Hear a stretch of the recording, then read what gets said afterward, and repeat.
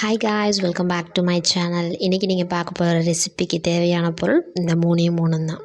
என்னென்னு பார்க்குறீங்களா? அதுதான் உளுந்து களி. உளுந்து களிக்கு கருப்பட்டி, உளுந்து, நல்ல எண்ணெய், அவ்வளோதான். இந்த ஒரு கருப்பட்டியை நான் எடுத்து ஊற போட்டுருவேன் ஒரு ஹாஃப் அன் ஹவரில் அது பிரேக் ஆகிடும். ஸோ அது ஈஸியாக ஊறிடும். இதுக்காக நீங்கள் போய் அடுப்பில் வைக்கணும் அப்படிங்கிற அவசியம் இல்லை. நம்ம அடுத்த வேலையை பார்க்கும்போது இது ரெடி ஆகிடும்.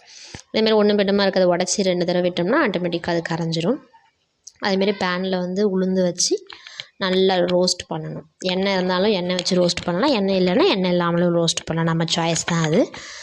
இது எப்படி அரைக்கணும்னா இந்த மாதிரி குறப்பாக அரைக்கணும். இது ரொம்ப முக்கியமான விஷயம். 2-3 விஷயங்கள் மட்டும்தான். ஒன்று, இதில் குறப்பு தன்மை மாறக்கூடாது. ரொம்ப பவுடர் ஆக்கிட்டிங்கன்னா கொலன்னு இருக்கும். ஸோ சாப்பிட்றதுக்கு அல்வா மாதிரி இருக்கும். ஸோ அதனால் எனக்கு அது நான் 2 கரண்டிக்கு மாவு எடுத்திருக்கேன். இது மூழ்கிற அளவுக்கு கருப்பட்டியோடைய சாறு இருந்தால் போதும். இன்னும் நான் அடுப்பை வந்து ஆன் பண்ணலை. இது ரொம்ப முக்கியமானது. எந்த லம்ஸுமே இல்லாமல் ஃபஸ்ட்டு கரைச்சிக்கோங்க. அடுப்பை ஆன் பண்ணிவிட்டு நீங்கள் கரைச்சிங்க அப்படின்னா கண்டிப்பாக கட்டி ஆகிடும். ஸோ அதை எடுக்கிறது பிரேக் பண்ணுறது கஷ்டமாக போய்டும். ஸோ அதனால் அடுப்பை ஆன் பண்ணுறதுக்கு முன்னாடி இந்த ஒரு லம்ஸும் இல்லாமல் எல்லாத்தையும் கிளியர் பண்ணிக்கோங்க.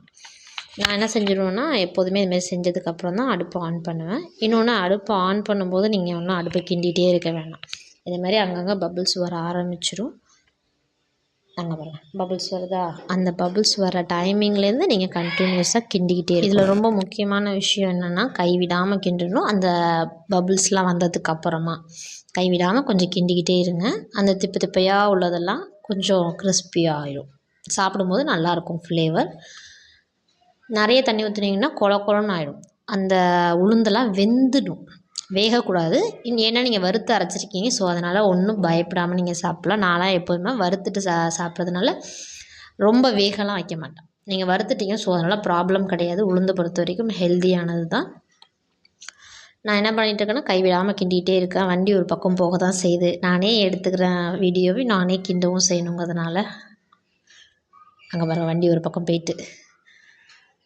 அதுக்கப்புறம் நீங்கள் என்ன ஆட் பண்ணணும் அப்படின்னம்னா, தேவையான அளவுக்கு இந்தமாரி கொஞ்சம் சுண்டுனதுக்கப்புறம் ஆயில். நான் எப்படி யூஸ் பண்ணுவேன்னா, கொஞ்சமாக நல்லெண்ணெய் ஃபஸ்ட்டு சேர்ப்பேன். கொஞ்சம் கிண்டினதுக்கப்புறம் மறுபடியும் கொஞ்சம் நல்லெண்ணெய் சேர்ப்பேன்.